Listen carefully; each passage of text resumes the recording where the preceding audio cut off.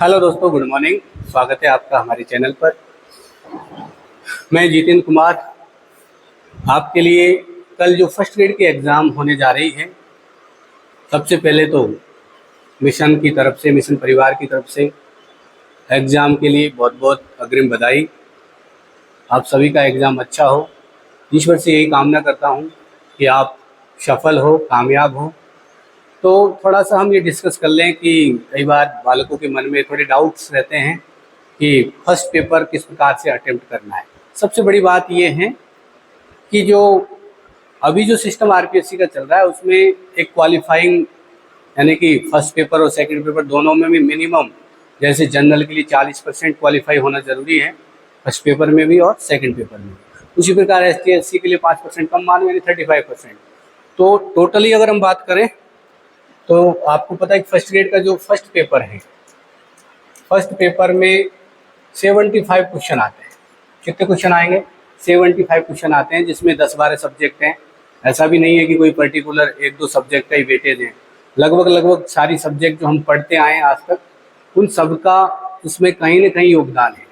इसलिए सभी बालकों की सारी सब्जेक्ट पर कमांड होना इतना आसान नहीं है। इसलिए हमें बहुत होशियारी से, बहुत सावधानी से पेपर को करना होगा। तो 75 क्वेश्चन आएंगे। बालकों का मन में एक प्रश्न रहता है कि कितने क्वेश्चन अटेम्प्ट करने हैं। तो पहली बात तो देखो, आपको चाहे तुम कितना ही कुछ कर लीजिए, मगर आपको 40% के हिसाब से 30% क्वेश्चन, यानी कि 75 में से 30 क्वेश्चन तो आपको करने ही होंगे, अन्यथा आपको आगे ना तो आपका सेकंड पेपर चेक होगा। तो ये 30 क्वेश्चन तो आपको आने ही चाहिए, तब जाके। इधर अगर हम बात करें एसटी एससी के लिए तो लगभग 27 क्वेश्चन, ठीक है। तो ये तो आने ही चाहिए। और मैं फिर आपको एक चीज़ बता दूं, आपको ये गलती बिल्कुल नहीं करनी है, क्योंकि एग्जामिनर जो जिस तरीके का पेपर सेट करता है, उस पेपर में होता क्या है कि जो 40% की रिक्वायरमेंट या 35% की रिक्वायरमेंट सरकार के द्वारा रखी गई है कि मिनिमम क्वालिफाई, तो एक सामान्य सा पेपर होता है, सामान्य जानकारी का पेपर होता है, जिसमें हमें इतना तो मिनिमम होना ही चाहिए। तो उसके लिए एक लेवल जो पेपर का आता है ना, तो एग्जामिनर वो पेपर लेवल इस तरीके से सेट करता है कि इतने क्वेश्चन वो बिल्कुल ही इतने परसेंट क्या देगा, नॉर्मल देगा। क्या देगा? नॉर्मल। जिससे कि बालक आसानी से, है ना, उस क्वालिफाइंग का जो एरिया है उसे कवर कर सके। इसलिए आपको बिल्कुल ही उतावलापन नहीं दिखाना है। आराम से पेपर को, कम से कम मेरा मानना यह है कि 3 बार तो आपको पढ़ना ही पढ़ना है। कई बार ऐसा होता है कि शुरुआत के जो प्रश्न होते हैं ना, वो थोड़ा सा जैसे टफ प्रश्न आ गए तो आप होपलेस हो जाते हो। तो ऐसा नहीं करना। आपको पहले वही क्वेश्चन करने हैं जो आपसे कन्फर्म आते हैं, ठीक है ना। जो बिल्कुल एक्यूरेट आपसे आते हैं उन्हीं क्वेश्चनों को टच करना है, जिस पर आप पूरी तरह से श्योर हो कि हाँ, मैं बिल्कुल श्योर हूँ कि चारों ऑप्शन में से एक ऑप्शन बिल्कुल राइट है, तो उसी पर आप टिक करें। फिर जब एक बार आप पूरा पेपर पढ़ लें, फिर आपको ये देखना है कि हम कितने प्रश्न जो सही हैं वो कर चुके हैं। एक बार उसको काउंट कर लें, फिर आपको लगे कि हाँ, हम 40% का क्राइटेरिया पार कर चुके हैं, तो उसके बाद हमें फिर से दोबारा से पेपर को रीड करना है। फिर उसमें ये देखना है कि जैसे 4 ऑप्शन आते हैं आपके, हालांकि आजकल 5 आने लगे हैं, क्योंकि एक ये ई वाला क्या है, नेगेटिव वाला है। अगर आप क्वेश्चनों को छोड़ के आ रहे हो तो आप ये भी ध्यान रखना, क्योंकि नेगेटिव मार्किंग है। जो भी प्रश्न छोड़ो उनमें ई वाला गोला आपको करना ही होगा काला। अगर आपने ये नहीं किया तो भी आप एग्जाम से बाहर हो सकते हो, तो इसका भी ध्यान रखना है, ठीक है। क्योंकि नेगेटिव मार्किंग है। नेगेटिव मार्किंग नहीं होती तो हम सारे क्वेश्चन करके आते, और उसमें दिक्कत ही नहीं थी कि हमें ई वाला ऑप्शन भरना है नहीं भरना है। मगर ये ध्यान रखना है, नेगेटिव मार्किंग है तो आप, ये तो होगा ही नहीं कि आप 75 से 75 क्वेश्चन करके आओगे।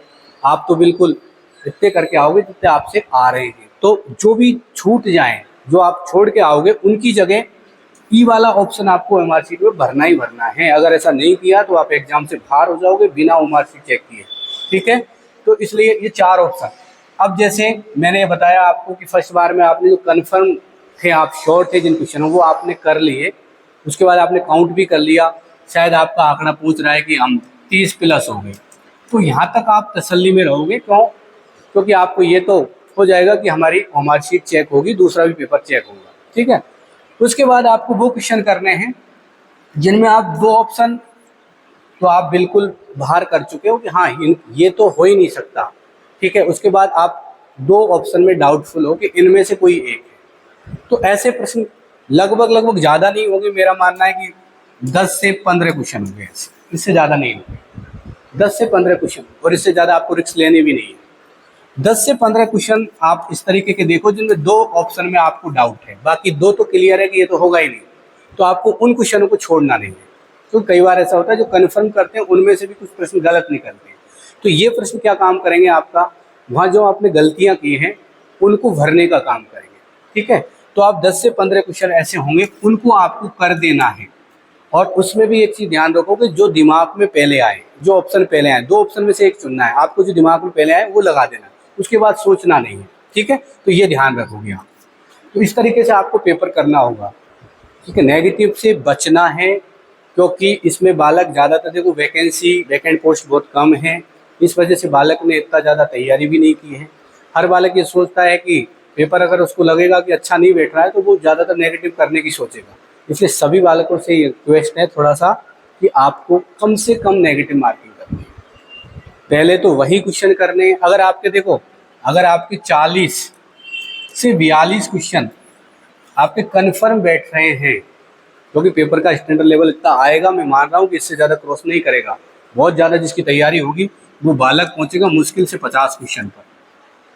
इसलिए आपको ज़्यादा नहीं, पेपर का लेवल देखते हुए मेरा मानना अगर 40 से 42 क्वेश्चन आप या 45 क्वेश्चन आप कन्फर्म हो, श्योर हो कि ये मेरे सही है, फिर भी आपको 10 क्वेश्चन पर रिस्क लेके आनी ही होगी, क्योंकि अपन श्योर मान के चलते हैं उनमें से भी कुछ क्वेश्चन डाउटफुल होते हैं और वो गलत निकल जाते हैं। तो 10 क्वेश्चन ऐसे करके आना जिनमें आप दो ऑप्शन में डाउटफुल हो। ऐसे क्वेश्चनों को बिल्कुल टच नहीं करना कि हमने तो कभी देखा ही नहीं, चार ऑप्शन में हम कुछ नहीं कर पाएंगे, चार ऑप्शन हमारे समझ में ही नहीं आ रहे, हमारी खोपड़ी में बैठ ही नहीं रहा है, तो उनको तो बिल्कुल ही छोड़ देना और धैर्य बना के रखना। वैसे ज़्यादा समय नहीं मिलेगा, 1.5 घंटे का समय मिलता है, और समय आरपीएससी खूब देती है कूट कर, जिसकी वजह से कि बालक नेगेटिव करे। इसलिए आपको नेगेटिव नहीं करना, नेगेटिव से बचना है। फिर से मैं आपको बेस्ट ऑफ लक मेरी तरफ से, आपका एग्ज़ाम बहुत अच्छा हो और आप इसी तरीके से आपके जीवन में सफलता और कामयाबी को छूते रहें। Thank you. जय हिंद।